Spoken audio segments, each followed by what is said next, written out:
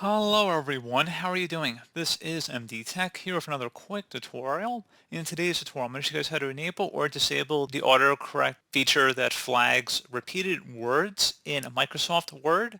So this should hopefully be a pretty straightforward process here, guys. And without further ado, let's go ahead and jump right into it. So we're going to start off by selecting the File tab. Go down and select Options. On the left side, select Proofing.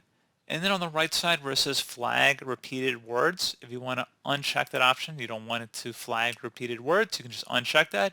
Otherwise, you can go ahead and check mark it next to it, and you would select OK, and that's all you have to do. So pretty straightforward process here, guys. I do hope I was able to help you out, and I do look forward to catching you all in the next tutorial. Goodbye.